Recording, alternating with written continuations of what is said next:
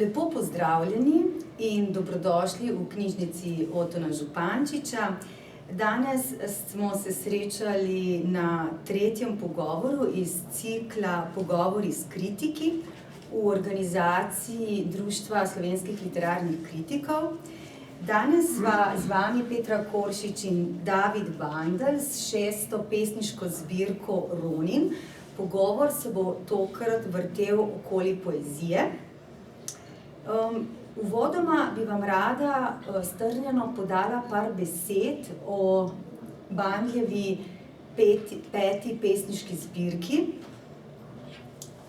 Peta pesniška knjiga Davida Bandelja, ki je kot predstavnik slovenske manjšine v Italiji tudi esejist, publicist, glasbenik in doktor literarne znanosti, stanujoč in delujoč v Gorici v Italiji, je naslovljena 11 let in pol tišine. Uspešno obravnava človeško zlo. 11 let in pol tišine predstavlja minuto molka za vsako žrtev holokavsta. Iz ranljivosti se razpira njegov gromki pesniški glas. Močan je, ker si upa biti krhek in ranljiv, ker si upa izrekati iz osišča med zemljo in nebom, iz ravnovesja med racijem in čustvi, ker ne hlapčuje pričakovanjem, ampak tvega nemost dolgih let in zapiše glas iz notrine, notrine telesa, notrine vesti. Prav te odlike so izpričane tudi v 6. pesniški zbirki z naslovom Ronin, ob kateri se bo pesnik David Bandelj pogovarjal z menoj, kritičarko in pesnico Petro Koršič. David, bi si želel morda eno pesem za utrinek za začetek, ali bova to prišparala za tisti naš vsebinski sklop? Ne vem, si me presenetila, tako da morda raje kasneje. Tako. Potem pa kar k prvemu takemu tematskemu vprašanju. Še nekaj besed o pesniku in vsestranskem ustvarjalcu, ki ga morda v Ljubljani vendarle toliko ne poznamo. Pesnik, glasbenik ter doktor primerjalne književnosti in literarne teorije David Bandelj poučuje na slovenskih šolah v Italiji in je zborovodja mešanega mladinskega zbora Emil Komel, ki žanje odlične, izvrstne rezultate z nagradami, takimi nacionalnimi. Napisal je knjigo esejev Razbiranja žarišča in monografiji V iskanju jaza in obrazi slovenske literature. Uredil je antologijo sodobne poezije Slovencev v Italiji, Rod lepe vide, in pripravil zbornik o Cirilu Kosmaču z naslovom Iz domače doline v svet. Publicistiko objavlja v Primorskem dnevniku, Primorskih novicah, Novem glasu, Mladiki, Literaturi in Kudu kdo. Prejšnje 4 zbirke nosijo naslove Klic iz nadzemlja, Razprti svetovi, Odhod, Gorica, Gorica, Gorica. David Bandelj me je, ko so me pred leti na povabilo Makedonske literarne revije Sovremenost povabili k izboru 5 slovenskih pesnikov mlajše generacije, oziroma mlajših generacij, me je k tej reviji so se potem ti pesniki predstavili s prevodi v makedonščino. Me je poezija Davida Bandelja prepričala predvsem s njegovim opusom, ki sem ga začela intenzivneje brati in vstopati v resnično to pesemsko tkivo, poznala sem ga že odprej, ampak zares s pesniško zbirko Odhod. In sicer s tem opaznim avtorskim podpisom, ki odraža sočutje, ranljivost, skromnost, izvzetost iz literarnih krogotočij. David, študiral si v Univerzi v Ljubljani, na Filozofski fakulteti na oddelku za primerjalno književnost in literarno teorijo, si diplomiral in doktoriral. Predtem je pa tvoje življenje potekalo v zamejstvu v Gorici, mi rečemo Stari Gorici, in tam si se tudi izobraževal.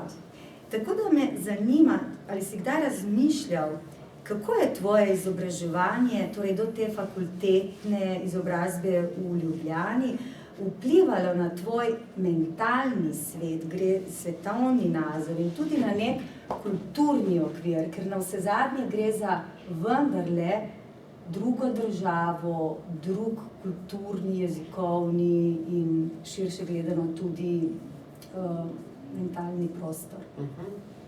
Hvala Petra, najprej dober večer tudi z moje strani.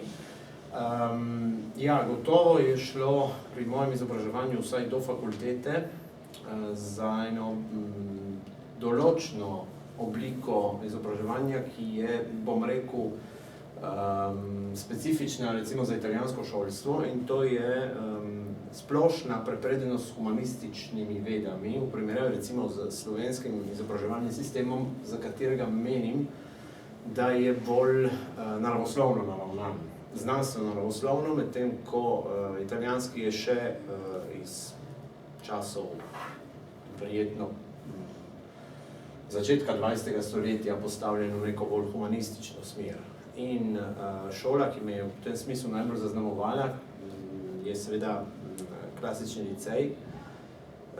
Oblika šole, ki ga žal v Sloveniji ne poznamo, vkolikor nekaj podobnega bila seveda pred drugo svetovno vojno še klasična gimnazija, vendar je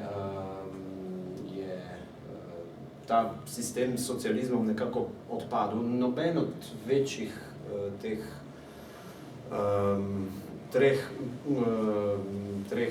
večjih recimo sistemov 20. stoletja, ne fašizem, ne nacizem, ne komunizem, ni imel rad klasičnih študij, ne? Tako da, tako pod fašizmom kot pod nacizmom, tudi komunizem seveda s klasično filologijo ni imel veliko opraviti, češ da je to pač buržoazna zadeva ali kvečemu cerkvena, ne? No, jaz mislim, da je žal ta način, recimo, razmišljanja bil obubožal, recimo, našo slovensko širšo skupnost za en študij, ki je temeljen, zato ker izhaja iz klasičnih jezikov, latinščine in grščine, kulture, ki se okoli teh dveh jezikov nastaja, ki je nastajala in ki je sestavila temelj naše evropske kulture, ki se je prežela potem s krščanstvom, za katerega tudi v Italiji je ena neutralno pozitivna, recimo, sprejemajoča, je neutralno pozitivno sprejemajoč način do njega. Vse to me je pač zgradilo v človeka, kakršen sem danes, in moram reči, da je bilo tudi vstopiti v Ljubljansko filozofsko fakulteto s takim kovčkom pač formacije lažje. Spomnim se, da smo pač preštudirali Aristotelovo poetiko in s svojim znanjem grščine sem to z lahkoto primerjavi s svojimi sošolci naredil. Tudi se mi zdi doživel neke vrste obliko, če s kakšnega planeta prihaja nekdo, ki pri svojih 20 letih ima že osnove antične grščine v žepu, ne? Tako da vem, da se je profesorju izpisala ena črka, sem ga popravil, pa se je cel razred obrnil, kdo pa pozna grščino dan danes, ne? Daleč od tega, da bi moja grščina bila kaj posebnega, ampak ta prežetost s to kulturo, ki me je gradila 5 let, mi je pomagala, da sem si ustvaril pač en svetovni nazor, ki se je gradil počasi na bazah, ki so evropskega značaja, zato ker pač vemo, da grška književnost, če ostanemo samo na književnosti, da ne govorimo o filozofiji in vsem ostalem, predstavljene temelje kulturne rasti. Še zdaj nisem dobil enega takega dela, ki bi bilo tako neprimerno veličastno, kot je kralj Oidip ali kot je Antigona. Ne. Tako da stari Grki so očitno imeli že en tragičen občutek v sebi, ki so ga znali tudi ubesediti. Latinska književnost in kultura je dodala tisti mediteranski pridih, krščanstvo pa je potem to oboje prerešetalo z občutkom do sočloveka, do te humanitas, ne. In mislim, da so ti tri temelji potem zgradili tudi mojo izobrazbo, nazor in to, kar potem lahko ustvarjam danes. V tvoji naravi je, da izpostaviš pozitivno. Zdaj si nam lepo podal en tak drobec popotne malhe na filozofski fakulteti, ki je zadev kot verjetno nekaj pozitivnega. Pa me zanima, je bil ta kovček včasih tudi težak, oziroma kako je s tistim prerokom v domači deželi? Se je kdaj zgodilo tudi zaradi tega, kako negativno? Zdaj, domači kraj je zelo širok pojem, ne. Ko sem študiral v Ljubljani, mi je bila Ljubljana zelo domači kraj. Vedno sem se počutil v Ljubljani lepo, še zdaj mi je lepo prihajati v Ljubljano. Ampak, ne vem, veš, so tista leta, ko si študent, ko srkaš, nimaš občutka, da bi bilo neki, življenje te ne še totalno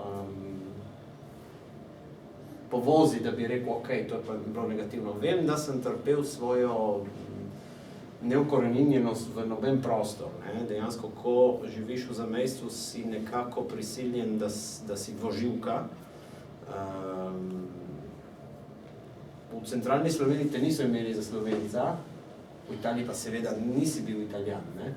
Tako da to je bilo nekako en občutek, da nisi nikjer doma pravzaprav, ne, oziroma da tvoja identiteta je nekaj, kar ni zakoreninjena, je fluidna, rase s teboj. In pravzaprav sem potem kasneje dognal, da je moja identiteta pravzaprav moj jezik, ne. In to je tisto, kar me zaznamuje, vem, da pa v obeh miljejih, tako v italijanskem kot v slovenskem, nisem mogel totalno biti to, kar sem, dokler nisem sprejel dejstvo, da pač to, kar sem jaz in to je to, ne.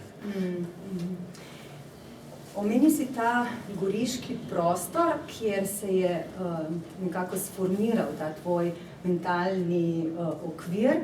Pa me zanima, kako ga doživljaš, sama tudi prihajam iz tega prostora, prav iz mejnega prostora, prav na meji v Goriških brdih. Pa me zanima, sam doživljaš ta goriški prostor kot neko, eni pravijo, ena teorija je kot neko stičišče kultur, kar pravijo sicer tudi za Trst, ne, torej stičišče kultur, jezikov in tudi narodov, ali to je pa tudi neka bolj alternativna varianta pogleda na ta goriški prostor, je pa kot neka prežeta samosvoja kultura, kjer je težko ločiti kaj, ampak da pravzaprav, ne, da tisto, kar napaja, je pravzaprav tisto skupno in prežeto, ko niti nima smisla ločevati po delih. Kako o tem razmišljaš ti? Ko bi bil sociolog, verjetno bi gotovo drugače gledal na to, ampak tako, kot prebivalec tega prostora si mislim, da je goriški prostor na novo mora še zraz doživeti, razcveteti. Zakaj? Za razliko od Trsta, ki je bilo pristaniško mesto in je bilo že odprto navzven fizično, recimo, je Gorica bila kup časa grofija, potem je prišla pod Avstrijsko cesarstvo, tam se razvila kot pravzaprav počitniško središče, ne, zaradi posebne oblike klime, ki je bila relativno mila, zato so jo tudi imenovali Goriška Nica, avstrijska Nica, pa so avstrijski, dunajski, recimo, bogatejši meščani hodili v Gorico na oddih, na počitnice, ne. Tako mestece, ki ni bilo še mesto, ni bilo pa niti več vas, je imelo svoje srednjeevropske značilnosti, nekako so se tam srečevali 3 ali 4 identitete, jeziki, kulture, ne, italijanska, slovenska, nemška, furlanska. In to spajanje pravzaprav doživljali relativno mirno vsaj do začetka, konca 19. stoletja. Ne? Že Gregorčič nam omenja v svojem opusu, da tam pa nekaj ni bilo več v redu, pač po pomladi narodov so se začeli trkati tudi ti nacionalizmi, ne? Predvsem italijanski je bil zelo močen v Gorici, koliko večina prebivalstva mesta je bila seveda italijanske narodnosti. Slovenci smo prebivali v glavnem na obrobju, Furlani tudi, s tem, da Furlani so imeli še problem jezika in identitete, ki ni bil še zapisan. Nemci so bili del večinskega, ampak večinski narod pravzaprav po prvi svetovni vojni nemščina je popolnoma odpadla, ker iz jasnih razlogov. Za razvojem fašizma je tudi italijanska kultura prevladala nad ostalimi in to nasilno prevladala. In tam se je razvoj goriškega melting pota, ne vem, ali pač te posebne identitete zaključil. Dokdaj? Verjetno vse do padca železne zavese in še bolj verjetno po letu 2004 prihoda Slovenije v Evropo in 2007 Schengenom. Tam se je začelo nekaj premikati v neko odprtost. Zdaj pa vemo vsi, da vsi nestrpno pričakujemo EPK 2025, pa ne zaradi tega, kaj bo prinesel, ampak kaj bo od njega ostalo v Gorici, ne? V Goricah pravzaprav, ne? Ker tudi, mislim, ne moramo izključevati Gorice od Nove Gorice, ki je nastala sicer kot mesto po vojni, da bi nekako se zgradilo tam tisto središče, ki ga je slovenski svet pravzaprav izgubil. Je zanimivo, da še vedno meja je tako močno presekala ta prostor, da mentaliteta se še ni do pred 10 leti prežemala ena z drugo, ne. Zdaj si predstavljam, da je to malo bolj naravno. Ampak tako, 100 let smo bili mirni in tihi in potem zdaj spet se bo nekaj začelo dogajati, ne. Tako da nimam odgovora, ali gre za eno posebno identiteto, ali gre za stičišče kultur. Verjetno kar oboje, ampak sem prepričan, da imamo še marsikateri korak lahko naredimo za to, da bo goriški prostor nekaj posebnega. Tujci nam ga zavidajo. Mi se ga ne zavedamo. Kot običajno. Bova morda še, kako rekla kasneje, kako sam prostor pronica tudi v tvojo poezijo. Pa naj te zdaj vprašam, začela sem s 11 leti in pol tišine, torej s prejšnjo 5. pesniško zbirko in nekako današnji dan je posvečen predvsem najnovejši pesniški zbirki Ronin. Kako je nastal Ronin napram 11 let in pol tišine? Če se ne motim, si v Trubarjevi hiši literature v ciklu Ad hoc omenil, da sta nastajala sočasno dva materialna sklopa, da sta rezonirala in se središčila v dva sklopa, ter se zaključila kot dve knjigi. Ne vem, koliko sem si zapomnila. Perfektno. Dobro si zapomnila. Nam lahko poveš kaj več o tem, glede na to, da sem uvodoma veliko že povedala, oziroma vsaj nakazala za tiste, ki morda še niste brali 11 let in pol tišine, za to čudovito knjigo. Čudovita je težka beseda zaradi same teme, ampak gotovo pomembna knjiga. Pa potem se bom itak pač prevesila predvsem v pogovor o Roninu, ne? Ampak me zanima prav to, kako se ti je ta skladiščil ta material. No, 11 let in pol tišine je nastajala v dveh ločenih potovanjih v Krakov in Auschwitz, ki smo jih opravili pač čisto šolsko oziroma prek enega projekta, kjer smo profesorji peljali svoje dijake. In na prvem potovanju se je nabralo nekaj materijala, ki sem ga potem premleval, na drugem potovanju sem ga potem nekako utrdil in se je nabiralo še nekaj. Obenem pa je začelo nastati to, kar je v jedro te nove zbirke, nove, mislim. Ne vem, če bi rekel nove, ampak najnovejše knjižne izdaje. Niti sam ne vem, kako je to nastajalo paralelno, da sem ločil eno od drugega. Vem, da potem je, kjer so se zaključili nekako 11 let in pol tišine, kjer se je material za to zbirko začel dobivati eno obliko, je potem nastajal nov, ki ni imel ene zelo jasne veze s prejšnjim, ampak je nekako izhajal iz izkušnje, ne vem, ostanki tega materiala, čisto besednega, mentalnega, čustvenega tudi, je potem prihajal na dan in se je utrdil potem še na enem drugem pragu smo šli in tam sem potem imel možnost ga malo bolj opredeliti, čeprav nima nobene veze geografsko, kakor ga ima recimo 11 let in pol tišine, ki je vezan tudi na kraj trpljenja oziroma na največje pokopališče Evrope. Ronin je nastajal potem paralelno, vendar je, kjer se je ostal v 11 let in pol tišine, je nadaljeval Ronin. Nisem še sam našel povezave s tem.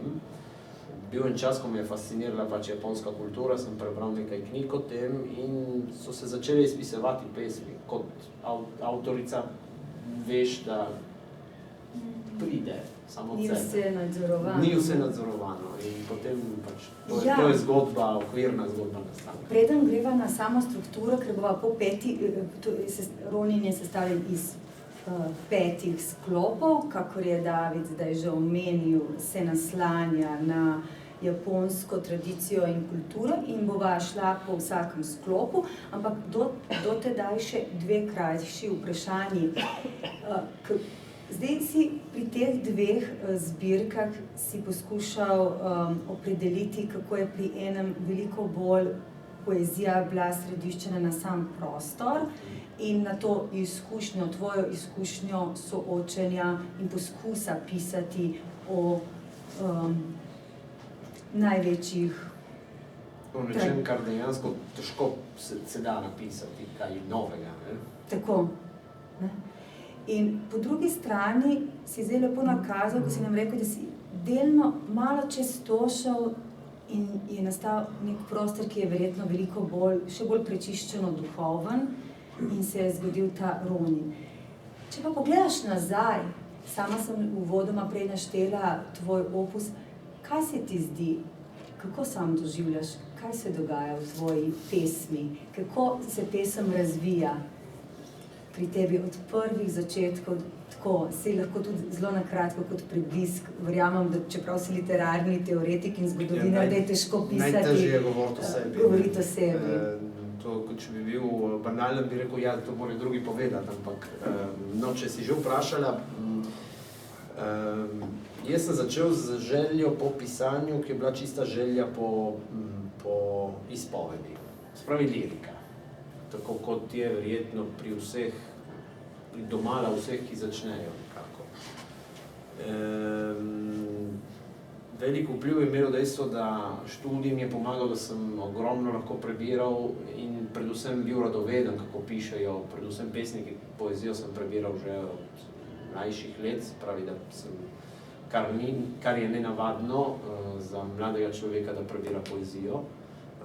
Verjetno tudi zdaj mladina ni toliko dovzetna za poezijo, ampak ponavadi tisti, ki jo rad bere, potem jo tudi začenja predelovati tako, da tudi nekaj ustvarja. In ta ustvarjalna pot je bila zelo zasičena potem z eno duhovnostjo, ki me ni nikoli zapustila pravzaprav. Nekaj redkih raziskovalcev, ki se ukvarjalo z mojo poezijo, je detektiralo pravzaprav duhovnost kot največji element, najbolj prisoten element. Jaz ne morem ne zanikati, ne potrditi, ker pač sam vem, da je ogromno elementov, ampak kar pride do bralca, potem ni več moja stvar. Avtor pač zapiše, potem knjiga ima svojo pot in ne vem, mislim, je res težko zajeti v eno besedo, v en pogled celoto. Vem pa, da sam sem doživel nek razvoj od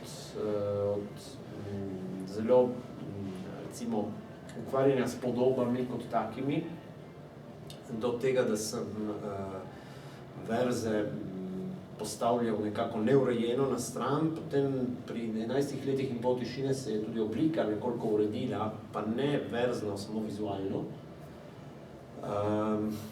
In se mi je vedno bolj krajšala, nekako.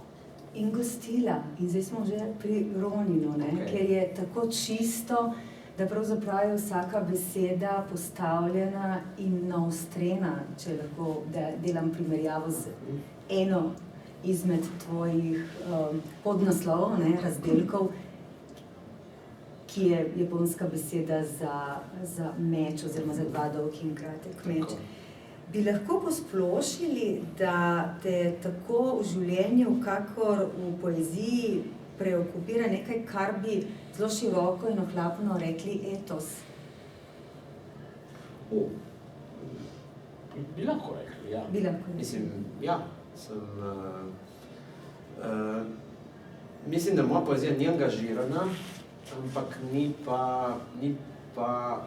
ne zmore biti le beletristika. Iščem tudi en smisel, tako da ta smisel potem bi lahko imenovali etična angažiranost.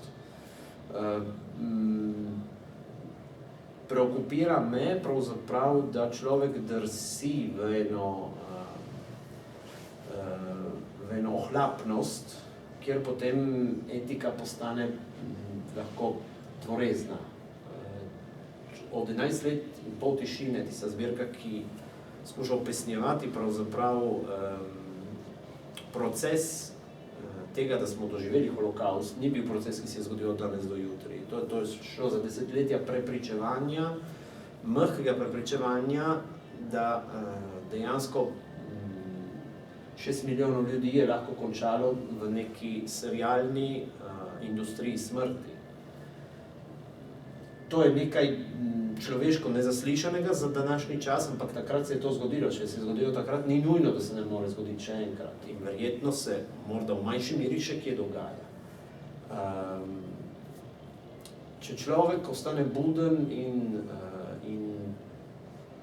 pazi, in pazljiv, mislim, mora ostati buden in pazljiv, zato da se to ne dogaja. Tako da, ne vem, morda je v tem tisto, kar želim poudariti. Konec leta 2022 smo imeli priložnost videti v Stari Gorici, v kulturnem centru Lojze Bratuš čudovito postavitev Ronina v prostor ob glasbi skladateljice Ingrid Mačus in tvoji interpretaciji, svetlobni efekt in tako naprej. In ta skladateljica, ki zelo vestno spremlja mlajše pesniške glasove, tudi v slovenskem in italijanskem prostoru, ki živi v Italiji, je rekla, da je tvoj pesniški glas eden izmed tistih, ki zasledujejo resnico. Če je rekla Ingrid, ki jo zaupam in zelo dobro z njo sodelujem, sem počaščen. Veš, resnica je eden izmed tistih temeljnih pojmov človeštva, ki so zelo krhki, zato ker predpostavlja neko soočenje z nečim absolutnim. In to je izziv za današnji čas, je bil vedno izziv za človeka se sooča z nečim, kar je večje od njega.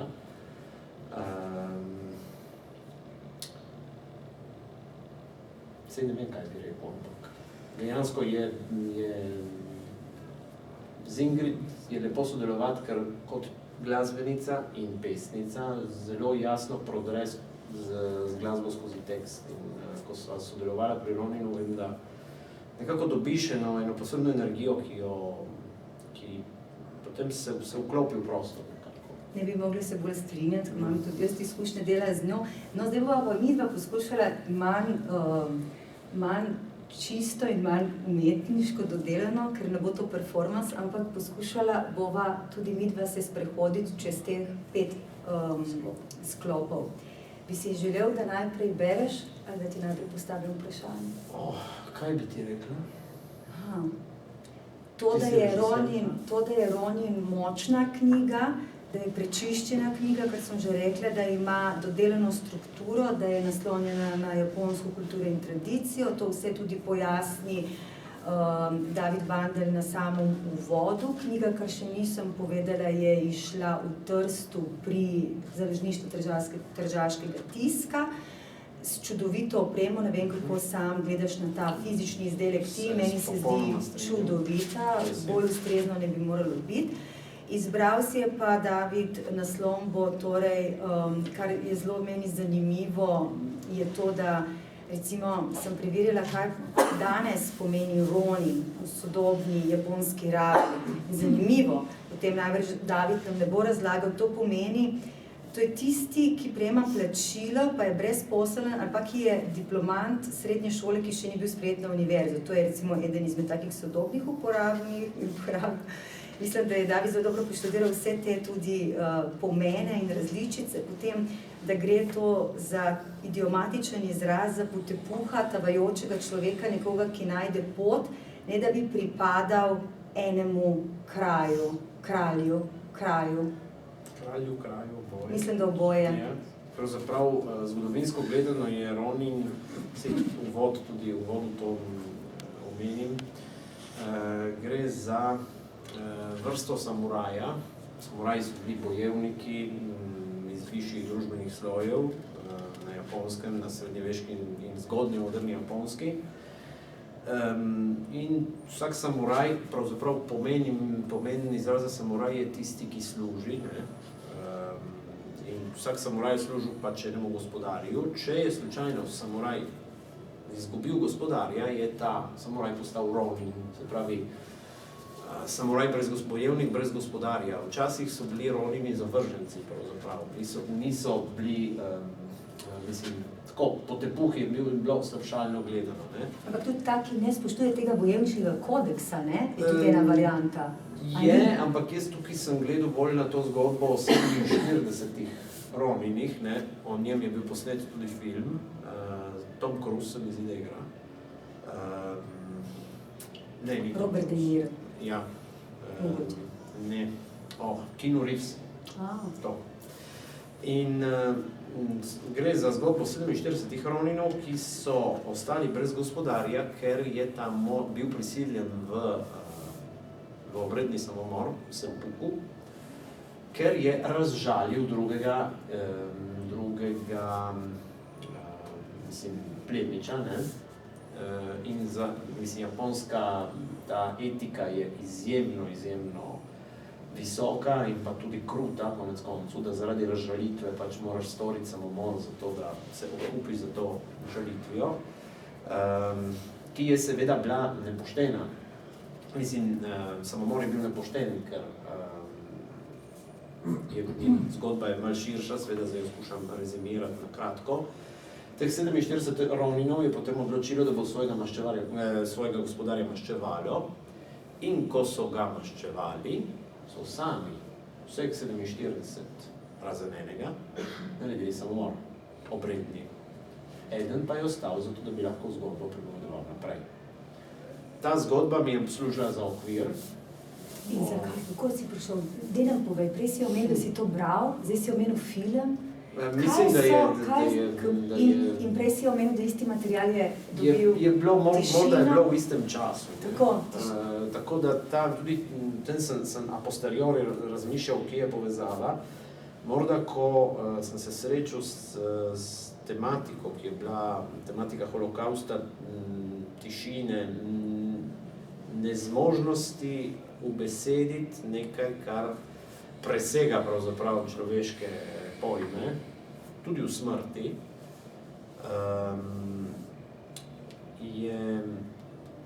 si postal neke vrste Ronin, ne, v tem smislu. Si bil zunaj nekega utripa sveta, ki je hiter, gre mimo, in ta zgodba me je zelo fascinirala, ta zgodba teh 47 Roninov.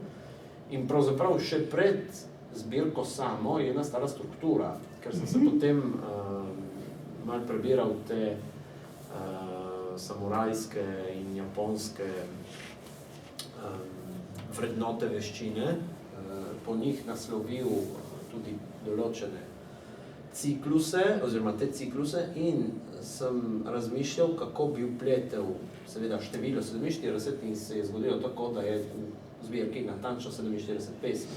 Spravi, eno za vsakega, ali pa, da je en govorec, ki govori o vsakem. Tako da to prepuščam pravcu. Ampak si pa razdelil v teh 5 sklopov, ki se imenujejo Kazoku, Seiza, Bushido, Daisho, Seppuku, to si pa že omenil, ko je to obredni samomor. Bushido je centralen, Bushido je pot do spoznanja, samurajska pot do spoznanja, je edina, ki ima tudi različne vrednote, po katerih poimenujem potem posamezne pesmi. Zdaj, ker je ta zbirka nastala že pred 2 letoma, takrat sem bil na tekočem, kaj vse to pomeni, zdaj sem že pozabil. Imam. Ampak ti imaš, kar si Tako, imam iskrenost, odgovornost, varčnost, vljudnost, skromnost, zvestoba, harmonija, umirjenost, sočutje. In si ti potem ta centralni, kot praviš, se je najprej zgodil? Ja, pravzaprav ja. In potem si... In potem je okoli tega nastajalo potem ostalo. Ostalo? In si... Fizično je pa nastala prva pesem, ki je nastala leto pred vsem. Potem se je vključil, ker se mi je zdela, da je začela nekaj na tem področju. In ostale si se pa odločil, ne? Ostale razdelke pa kar številčiti pesmi. Številčiti, ja. Na koncu, seveda Seppuku, kjer govorimo o obrednem samomoru, se mi je samo od sebe začelo se izraz gostiti v haikuje, ki so tudi vezani na japonsko literarno zgodovino. Kako si se pa prav odločil, da si izbral prav te, ne? Če se zdaj greva po vrsti pri prvem? Ne? Torej, veličastna, vzvišena linija najbrž, ne? Ker prav opozarja recimo Wikipedija, ne, da sta 2 izraza, ki se enako slišita, ampak sta z različnimi pismenkami zapisana, ne? Ja. Kazoku. Kazoku, ja. Mogoče poveš kaj o tem, pa nam prebereš. Bom raje prebral, zato ker bo najbolj povedno, no.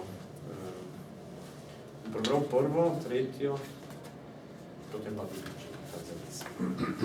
iz tega cikla Kazoku, ki začenja zbirko. Sem kruh, sevam izkušnjo in mogočnost, hrustajo in meljejo me rjavi zobje, ne vem, če so bolj skrhani od mene. Tisti, ki še peta, je pogubljen in krinka je samo za hudodelce, zato me ne grizejo brez razloga. Ob vsakem grižljaju postajam trši, drobim se v ustih. Ko me prsti trgajo, se jim upiram, tako da skrivam sredico pred ostanki. Kar me ohranja pri življenju, je hrepenenje. In moje drobtine ne kažejo poti, temveč smer. Ko me pogoltnejo, so moji robovi rezki in ranijo. In kdor me ima za vsakdanjega, trpi.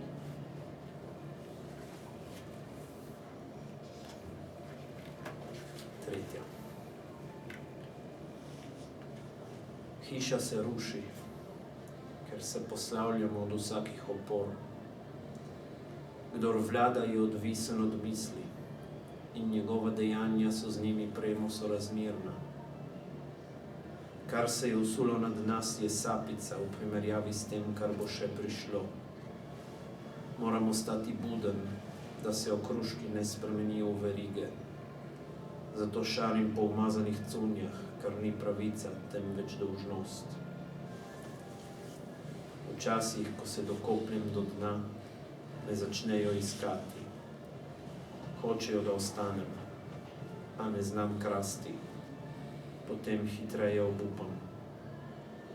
Tam nekje na skrilju, kjer je trava bolj zelena, stoji cesar in mi šepeta, da ni nihče dovolj neznanec.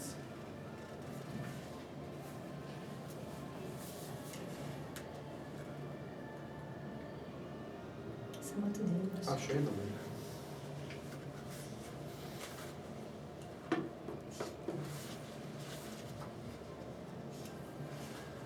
Imam zadnjo iz cikla, 10.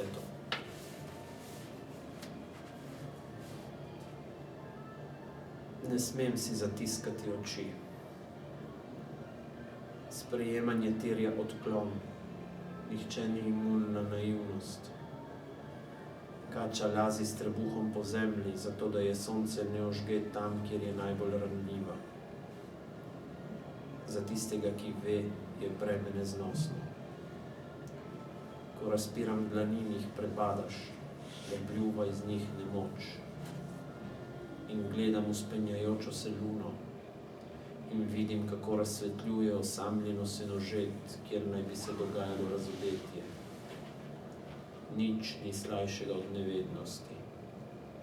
Vsaka trska je na svojem mestu in se vsaja v meso brez bolečin. Bolj govorim, več je svetlobe, dokler ne bodo telesa položili tja, kjer jo dosegajo samo rane. Hvala, David, za zdaj. To bi lahko tudi večkrat slišali, ker mislim, da so res zelo prečiščene in zelo močne pesmi. Mogoče šla zdaj na to pravilno sedenje, to pa vem, da je iz borilnih veščin, ta izraz, vem, da ga poznam, ne? Seiza. Kako si se odločil za ta izraz? Si tudi treniral borilne veščine v kakšnem obdobju? Ne, sploh ne. Čeprav ko sem to razmišljal, me je zamikalo, da bi, ampak ni časa. Pravzaprav so vsi ti elementi, iz katerih je sestavljena zbirka, temeljni elementi samurajevih znanj. Zato sem izbral te, ker so se mi zdeli najbolj močni, tudi tisti, ki jih Bushido kot filozofija samurajska pač postavlja. Ta mi je bila zanimiva, pravi, tako razlaga, da vključuje določen položaj in držo v kričečem položaju, da se izrazi spoštovanje zlasti do starejših. Zdaj, težko je interpretirati to, kar sem napisal, ampak gotovo je šlo tudi za neko paralelnost z duhovno držo človeka. V tem času Jace Mrmolja, ki ga menda poznaš, tržaški pesnik, napisal zbirko, oziroma objavljal zbirko Lukov greh, ki je predelava, recimo, laična predelava Lukovega evangelija. In je zanimivo, kako duhovnost prihaja iz različnih, recimo, potez. Jaz, ki sem pač prežet s krščanskostjo in s krščanstvom, sem se odločil, da bom duhovnost povezal z nečim, kar je vzhodnega. Potem kot človek, ki je agnostik oziroma ateist, se je odločil, da bo šel iskat v evangeliji. Tako da te poteze, takrat me je on prosil, če bi lahko napisal spremno besedo v njegovi zbirki in me je ta paralelnost zelo zaintrigirala. Zanimivo, ne? Zelo. Tako da očitno gre za eno temeljno potrebo človeka danes, da se zaustavi in gre vase. Drža seiza, ki je klečeča drža, je obenem drža čaščenja in drža koncentracije. Tako da z tega sem verjetno izhajal. To preberem. Prosim. Vse se sliši, ne? Oče me drži za roko, tudi takrat, ko letim. Tudi če krožim neuporaben, valjast, neosmišljen. Gube sestavljajo nabor mojih členkov. Oprijemljem se vsakega konca, kot da bi se bal praznih prostorov. ni prav odlašati.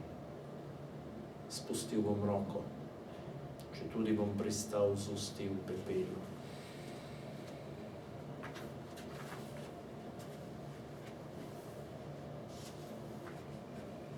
Počasi stopam po svileni niti, ki veže dva dela nad prepadom. Če zdrži, je jasno, da je realnost plamen.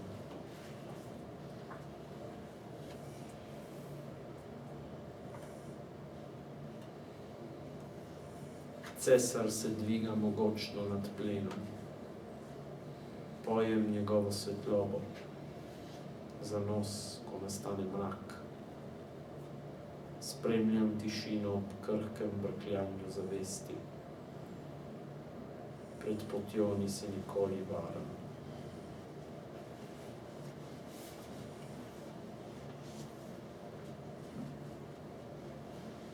Lišček ne ve za svoje barve, ko pristaja na vejah in se skriva med breskovimi cvetovi. Nebo se ustavil na moji rami, tudi če ga kličem, svoj let bo obrnil v smer, ki ni njegova, in zavzel prostor, ki sem ga pustil. Moje videnje je širše, a ne gre skozi zrak. Jasno je, samo kdor ni nikoli padel, je odprt za veter.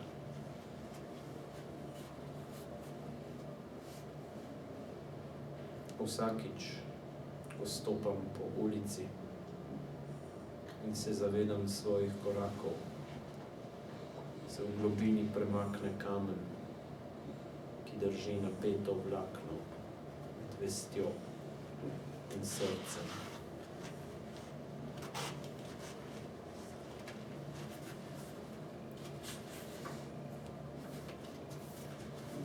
Če ne naredim se, da ne, da vem, da se da, tudi če morda ne bi, ali morda če se ne naredim, da se naredim kje, za to, da kar naredim, zakaj, ali koga, da naredim ali ne, želim, da je, če ne, kdo.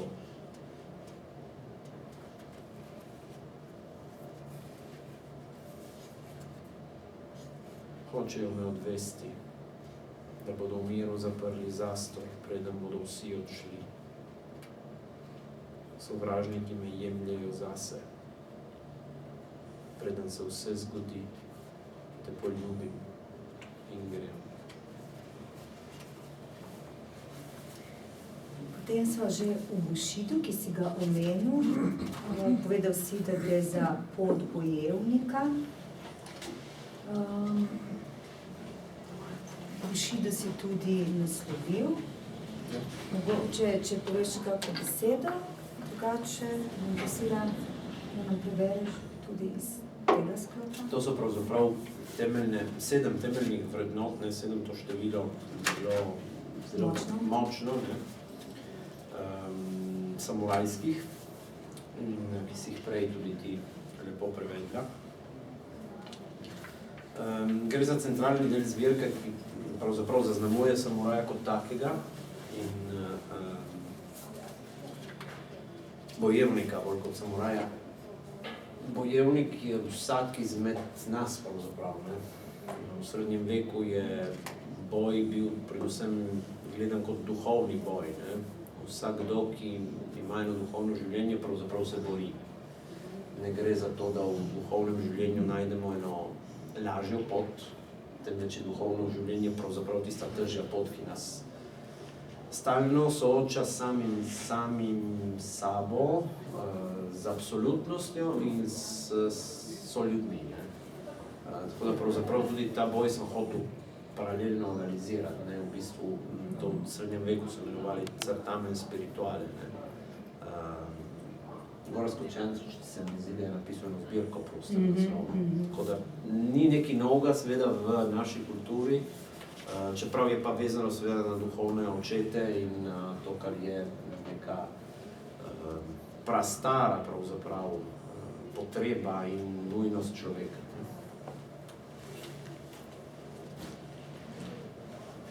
G. Na svetu ni dovolj knjig, da bi povzdignile tehtnico, ki visi vedno na nepravo stran. Če je kdo poklican, da popravi krivico, je maziljen z mečem. Upiram se prasilam, ki mi pravijo, da je vonj po zlatu mamljiv. Če bomo sedlal konja, bo zato, da bo stopil tja. Moj krst bo z ognjem. Ju. In če te ni, bom plezal v temi, skozi špranjo, da ne bo jasno, kdo bo obležal in kdo bo ostal. Kri, ki bo verjela v zamahe vesolja, ne bo ničesar vedela. Moj oklep bo vzdržal vse do zadnje puščice. Ko bo jasnina naznanila konec, da me bo odneslo z njo. Stojim v sami sredi in dvom jazi našo oblast. Yin. Odlagam orožje, da prinesem k sebi željo. 100 in 100 obrazov me gleda, ko te želim prebuditi. Moja pest te predstavlja, ko se razpira.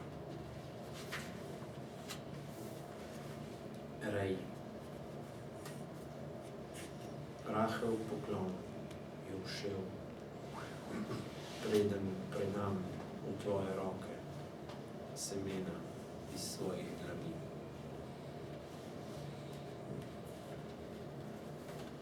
Makoto.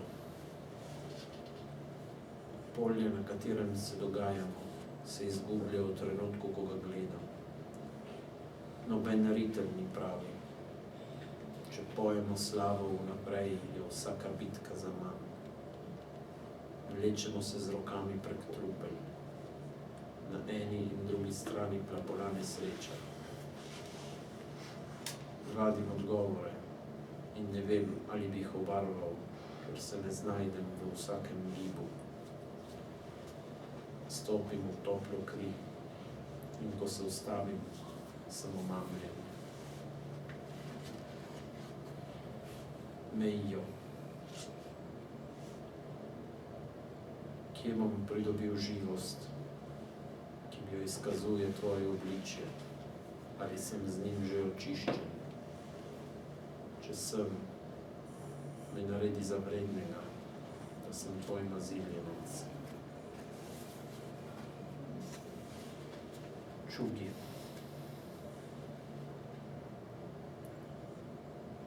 Drevo, ki sem ga vsadil pred vhod, je zraslo toliko, da skriva pogled na drugo stran.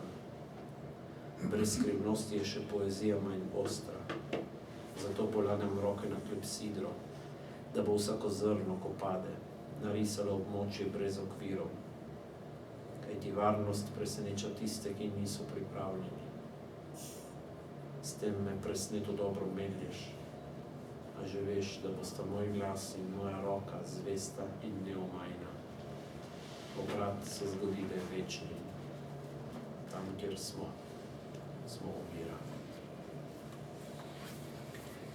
Hvala. In zdaj sva že pri predzadnjem sklopu Daišo. To sem prej omenila kot velik majhen nož. Nam poveš kaj več o tem? Jaz ne vem. Sta dve temeljni orožji pač samurajev.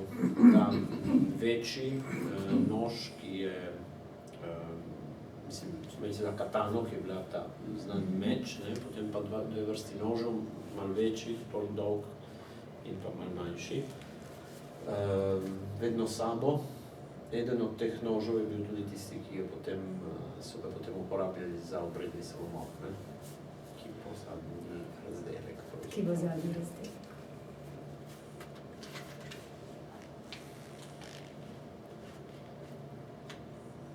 Ostajam brez pogleda in ne morem verjeti. Vsaka stvar ni več opredeljena, ampak je le breme. Počasi odpadajo luske in to, kar smo gledali, gori.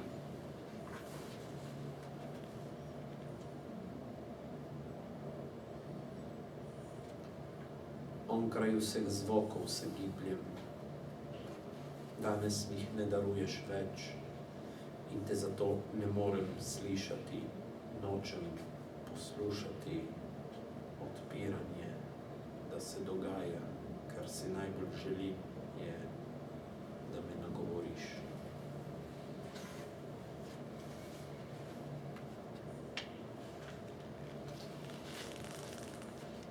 Kako me boš sprejel? Ne prinašam ničesar. Vse, kar imam, je raztreščeno. Vse, kar ohranjam, puhti. Roke, ki jih stegujem k tebi, so prazne. Sem dovolj dar.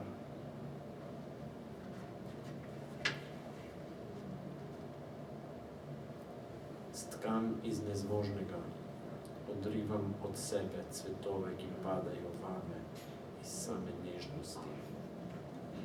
Prekrhek sem za upor.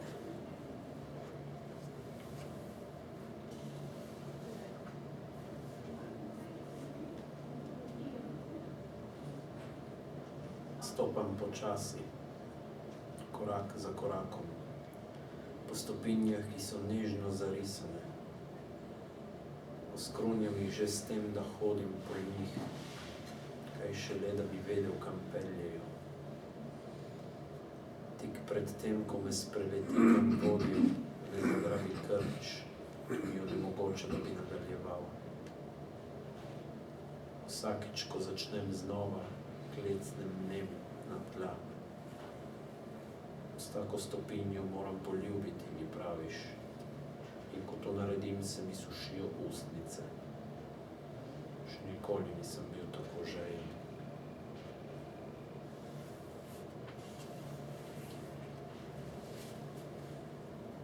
Kje je teža, da me spodnese, da iz mene naredi smet, da pod njo ovenim in spoznam, kako ostra je britev, ki se pne nad utripom žil, in priznam, da brez nje ne morem nositi ne svojih drobtin, ne tvojih hljebov.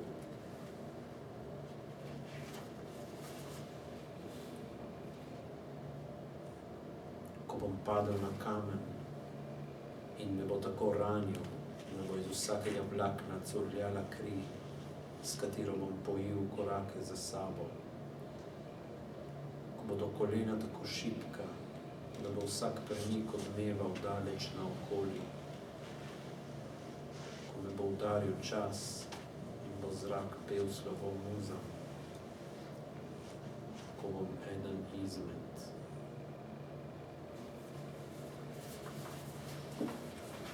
No, tako smo pa tudi prišli še do sepuka oziroma tudi harakiri, to se že omenil, to je izjemno boleč in stoičen način smrti, ne, ki je na Japonskem pravzaprav kulturno ima dolgo zgodovino, toliko da so tudi dostojanstveniki, oficirji v drugo svetovno vojno na Japonskem izbrali to varianto samomora, potem ko se je recimo Japonska predala. Ali pa to je naredil tudi v 70-ih letih ta pisatelj japonski Zenju Hayai. Mishima, hvala lepa. Ko je pač razumel svoje poslanstvo kot bojevniško poslanstvo, ne, kar očitno to dolgo cesarstvo japonsko je uspelo to mentaliteto razvijati v ljudeh, visoko etiko, samožrtvovanja, ne, ki jo zahodnjaki poznamo seveda na duhovnem smislu, ne. In zato sem tudi povezal te dve inštanci, se pravi samožrtvovanje, obredno samožrtvovanje, ki se recimo v japonski kulturi dogaja s tem tipom samomora, kjer samuraj mora pač poklekniti, biti v belo oblečen. Japonci imajo za barvo smrti belo, mi imamo črno, ne, zanimivo. S tem nožec pa počasi potem razpala trebuh z ene strani na drugo in mora počakati pač, da izkrvavi. Navadno pomočnik, ki je stal zraven samuraja, ki je potem ki je opravil obredni samomor, preden bi samuraj padel, mu odseka glavo, da bi ne trpel. Ne? Ampak gre za spet obreden značaj samomora. Zahteva pa ta drža zelo veliko jasnost, osredotočenost, stoičnost in pravzaprav gre za še zadnje dejanje samuraja, ki izniči tudi bolečino, ki je ne čuti. Ne? Pač vse te elemente sem potem povezal v ta zadnji cikel, ki je tudi ni brez citatov iz različnih virov. Preden ga boš predstavil, še mogoče malo manj poetično vprašanje, se mi ne zdi naključje, da je ta knjiga išla v Trstu. Oziroma, da vprašam drugače, si težko dobil založbo za to knjigo? Nisem je niti ponujal, moram reči. Zato, ker so jo prepoznali, so vedeli, da jo pišeš. Recimo, da je urednica založbe ZTT me je vprašala, če imam kaj. Svoje kolege imam eno zbirko in potem sem jo pač ponudil in je šla v to. Ni pa romana založbe, kot se ponavadi dogaja. Imela srečno sonce. Ki vzhaja in potem na koncu zaide. Je hotel pač oblikovalec povezati ta začetek knjige z soncem, ki vzhaja na eni strani in potem na drugi na zahaja. Ste vse to skomunicirala? On je prebral zbirko in mi je ponudil pač to svojo razlago in sem bil takoj zakar. Pač vzhajajoče oziroma zahajajoče sonce je tudi znamenje neke japonske zadeve, bela in črna kot temeljni barvi, brez drugih implikacij. Se mi zdi primerna obleka, recimo, za tak tip poezije. Imam še eno idejo. Če imaš lahko vprašanje, komentar, karkoli, kar zdaj, zato ker bi raje potem, ko bomo enkrat res zaključili, da zaključimo z branjem tega zadnjega dela, kjer je pa še bolj skoncentrirano, ker so krajše pesmi in smo že v haikuju. A se kje razdevate tudi sedanjih ekoloških problemov? Ne, poetično ne. Mislim, da ni... Trenutno ni še prišlo v mojo notranjost tak tip angažirane ekologije. V tem sem raje praktik, recimo.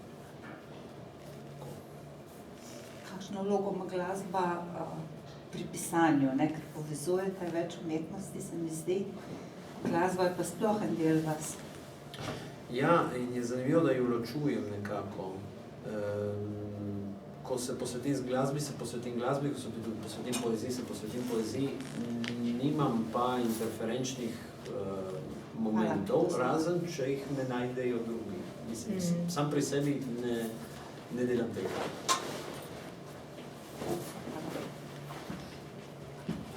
Kako pa vaša mladina, čeprav razumem učite, ne? Kako pa vaša mladina sprejema tele vaše izdelke? Ker sem po poklicu srednješolski profesor in ker učim književnost oziroma slovenščino, poezije ne morem odtegniti od svojega predavanja. Jaz začnem v razredu vsak dan uro z eno poezijo kateregakoli avtora, gre za sodobnega, gre za preteklega, gre za slovenskega, gre za tujega. Dajem brati in raziskovati tudi sodobne slovenske avtorje. Skušam vzpostaviti, recimo, da moji dijaki pridejo v stik, recimo, lani vem, da so te poiskali. Tako da skušam pač na nek način poezijo širiti med njimi in dobiš razrede, ki so zelo dovzetni, ker niso seveda vsi, ni vsa mladina enako dovzetna, ampak med temi moram pa še poudariti, da pri nas, mislim, v slovenskih šolah v Italiji so razredi izjemno manjši od tega, kar so recimo srednje veliki razredi v Sloveniji. Pri nas je največ 15 ljudi na razred, ne, drugače so tudi razredi 5 ali 6. Koga nagovori ponavadi poezija, kakšnega avtorja, potem najlepše je, ko pridejo do tebe in te prosijo, kaj lahko si sposodim knjigo ali kaj takega, kar pomeni, da jih je nagovorilo. Kako gleda na moje ustvarjanje, zaradi tega, ker jim propagiram druge pesnike, potem včasih pridejo tudi na kakšno branje, zato da vidijo, da pač imajo enega učitelja, ki se s tem tudi ukvarja in morda jih tudi zanima. Ja, tisti večer, ko je imel ta performance, ki sem ga omenila, ko so postavili, skladateljica je postavil to zbirko v prostor, ne, s svetlobnimi efekti in vse skupaj je bila popolnoma nabita dvorana. Tako da, če ne bi prišla dovolj zgodaj, bi stala, ker se je bilo, ne res, mislim, tako, jaz ne vem, kdo so to bili, a to so bili tudi tvoji študenti. So bili moji študenti, Študentje, ja, zato je res, ja. So pač izkoristili in prišli. Upam, da ni bilo žal. Ne, mislim, da je bilo. Kaj pa na fakulteti, kdo je bil mentor? Pri diplomi, lepo, da ste vprašali, imam vedno lep spomin na Lado Kralj. Lado Kralj. Za diplomo in za doktorat. Doktorat? Čudovito. Prosim? Kaj pa na doktoratu? Tudi on. Tudi on. Tako, mislim, že med predavanjem je bil od vseh predavateljev tisti, ki je dal največjo širino, ki je razlagal literaturo na izjemno nešolski način, doživljajski način in smo veseli od njega. Mi je fascinantno je bilo pri njem sedeti, čeprav vsak je dal marsikaj, Kos, Novak, Vrečko, vsi so bili profesori z velikim P, ki so marsikaj dali.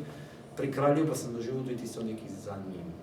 In on je naredil reverzibilno pot, pač od teoretika je prišel potem na prakso in šele na stara leta objavljal recimo romane. Pri tem vprašanju naj vam povem, to nisem omenjala, da je del tega predavateljskega jeza na ravni univerze oziroma univerzitetni ravni predajal svojim študentom tudi David Bandel na novogoriški slovenistiki nekaj let, tako da ima tudi to izkušnjo. Je v Italiji več zanimanja za poezijo, ker v Sloveniji ga je zelo malo, ne? Recimo izposoja knjig tukaj, prodaja knjig je zelo slaba, kar se poezije tiče. To sem nedolgo nazaj slišal, ne? A je tam mogoče v Italiji več zanimanja? Ne. Še manj, zato ker je pač poezija, mislim, Slovenci imamo 2,5 milijona bralcev, Italijani imajo 60 milijonov, čeprav ni realno, ne? Potencialnih bralcev imajo 60 milijonov. V Sloveniji za avtorje še rajsko, ker avtor lahko ponavadi, če pride do dobre založbe, lahko od založbe dobi tudi honorar. V Italiji moraš plačati za to, da knjigo izdaš, če si neznanec. V Italiji pa živijo samo tisti pisci, ki so zares v trendu, ne? Tako da poezija pa itak ima manjše, vse manjši. Ja, in tudi, jaz sem se ravno iz Beneške Slovenije vrnila, tam tudi, mislim, v Italiji ni statusa kulturnika oziroma samozaposlenega v kulturi, književnika oziroma pesnika. Si lahko samozaposlen, ampak ni nujno, da pač si pač imaš to SP, ja, v bistvu.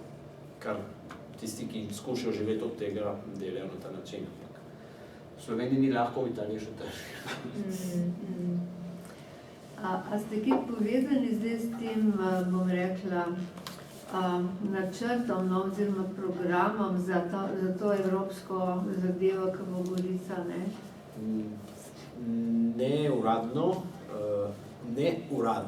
Neuradno pa bomo verjetno vsi, ki tvorimo ta prostor, prej ali slej prišli v mehanizem, ne, tako da recimo, da lokalci smo malček se bojimo, da je že malo pozno z vsemi temi zadevami, ki so bile čisto formalne, ampak imamo veliko upanje za to, da bo EPK v Gorico in Novo Gorico, v Gorici in Novi Gorici pustila nekaj, kar bo potem ta prostor razpiralo vse razvoj, ki sem ga prej omenil. A se kaj povezujete? Jaz ne vem, še poznam enega Jožeta Dolmarka, recimo, ne, Ja, no, on je tudi, kako bi rekla, na tej humanistični šoli, mislim, da je uči, ne, na gimnaziji ali ne? Menda v Novi Gorici, ja. A ja, pa v Novi Gorici, ja. Mislim, če je tako povezano. Poznam ga. Pred leti, ko sem s Kosmačem se ukvarjal, vem, da so prišla v stik in trenutek.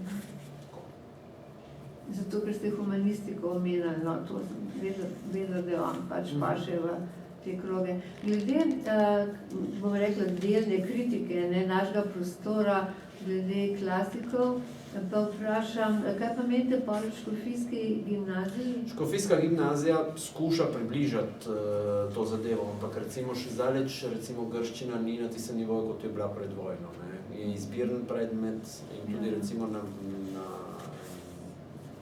je na nižjem nivoju, kot je recimo ta klasična izobrazba, ki je bila pred vojno. O tem piše lepo Janko Kos v svojih spominih, ne, ker sam omeni, da je bilo to veliko pobožnje za slovensko kulturo, da smo izgubili klasično gimnazijo. Zdaj Škofijska skuša na nek način to temu zadostiti, ne. Na kakšen način se bo videlo seveda čez leta, pa še vseeno ni državna šola. Mi smo dva velika človeka, ne, ki ste se ukvarjala z jezikom, tako da potem jih pa ni več, ne, zdaj, v tem trenutku. Konec, ne. Ja, recimo, ko je zdaj, ko nas je zapustil Gantar, Gantar pa Sovrej, in Sovrej, ja, mislim, dobro, Sovrej je že kar nekaj časa že, ampak no, nekaj dobrih prevajalcev je še, ne, Senegalčnik, Mourin, pa še koga bi se lahko našlo. Jelena Isak Kresil, ki je z grščino prevaja, ne, ampak je pa vseeno veda, ki je zelo Zložena, ne? Ja, nišasta v Sloveniji, žal. A ste mogoče v grščini našli kakšne slovenske korene, ker moj prijatelj ugotavlja, da je stara slovenščina celo pred sanskrtom nastala in da sanskrt vsebuje korenine stare slovenščine. To sem sam nekje zasledil o teh zadevah. V grščini in slovenščini, če nisem jezikoslovec, tako da si ne upam, nisem nikoli se poglabljal v tak študij, težko bi rekel, da je ta povezava. Gotovo pa je, da marsikateri izraz v našem vsakdanu izhaja potem iz starogrških elementov, ne. Že semafor je čisto grška beseda, tako da smo povezani bolj, kot si mislimo, s starogrško kulturo. Jezikoslovno ne bi si upal ničesar reči, ker nimam pač tega znanja. Bi bilo zanimivo pač raziskovati v tej smeri. Jeziki so izjemno živa stvar, gotovo, ko so bivali stari Grki, vse naokolje je bilo polno narodov in jezikov in kultur, ki so na kakšen način morda prišli tudi v stik s tem. Ker on je namreč našel staro slovenščino celo v Afriki, na kateri državi, na Norveškem in tako naprej, ne, in je rekel, da se je govorilo nekje od Japonske do Norveške, da je koliko 30,000 let nazaj, zdaj ne vem na pamet, ne. To je zanimivo, ne. In mu tudi ne pustijo predavati, ne, tudi tule ne. Ja, ampak ima v nulo vse naštudirano, v nulo. Tudi bil v Afriki osebno in je raziskoval in tako naprej. Jaz bi pa vprašala še eno zanimivost, mislim, ki se mi poraja. Zdite se mi zelo, kako bi rekla, širok človek, pa na nek način topu, ne, ko govorite. Kaj vas je pa v japonski, bom rekla, kulturi pritegnilo, ki je pa čisto nasprotje, ne? Prav zaradi tega, ker je nasprotje, verjetno me je pritegnila, ta izrazit smisel za etiko njihov. To, da mene je bilo nepojmljivo, kako dejansko so z lahkoto se odpovedali lastnemu življenju, kar je dejansko edina stvar, ki nam je dana od prvega trenutka, ko pridemo na svet in jo čuvamo, ne, pri nas na tem delu, med medtem ko Japonci so pripravljeni pač se temu odpovedati zaradi neke višje ideje. To je bilo zame že fenomen teh pilotov, kamikaze pilotov, je seveda nepojemljiv na zahodnem delu sveta. Ne? In to je bilo vedno nekaj fascinantnega, v smislu, se primerjam temu, da ko pogledaš v brezno, ne smeš preveč pogledati, ker te potegne vase. Ne? V tem smislu je ta fascinacija s to kulturo zame zelo na tej ravni hoje po nekem robu. Ne? In je pa tako nasplošno tudi ta velika pazljivost do sočloveka, se mi zdi. Bolj kot do lastne osebnosti so zelo, zahodnjaki smo individualisti, individualci, medtem ko se mi zdi, da vzhod je čisto obratno. Pa nisem še bil na Japonskem, mi je ostaja na listi želja. Če se strinjate, zdaj tudi prav tako primeren trenutek, da nam prebereš še iz zadnjega, 5. razdelka, ki si prav naredil ta vhod v poezijo. Sezuj si čevlje, kajti kraj, kjer zdaj stojiš, je sveta zemlja.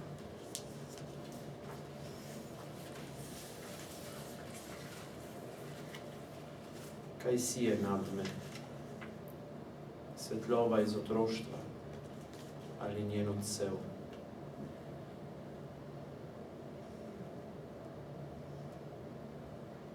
Gibanje je strel. Kontemplacija, njegov zadetek.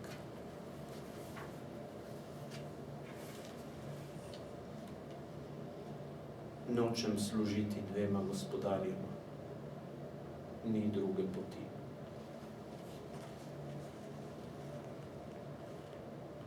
Klečim pred tabo, misel topi besede, zapiram oči.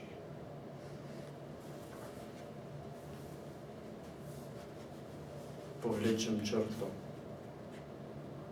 udarim svoje bistvo, tako sem svečen.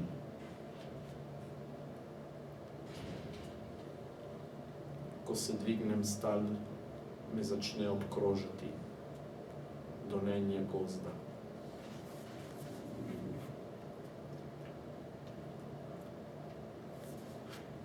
Gora je bela, dvorim njeni lepoti,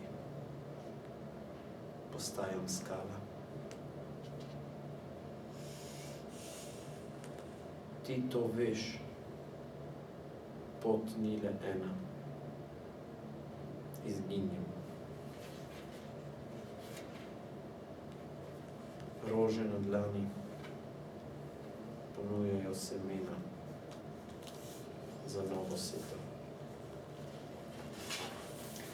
David Bander, najlepša hvala. Semena za novo setev naj bodo posejana tudi v tvoji poeziji. Želim ti veliko uspehov pri tvojem pedagoškem, glasbenem in pesniškem delu.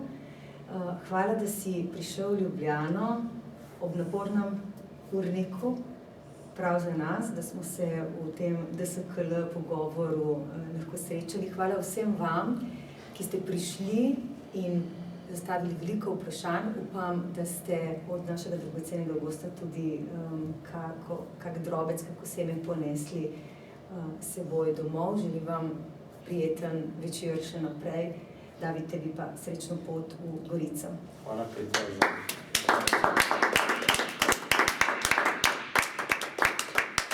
Izjemno je bilo, hvala.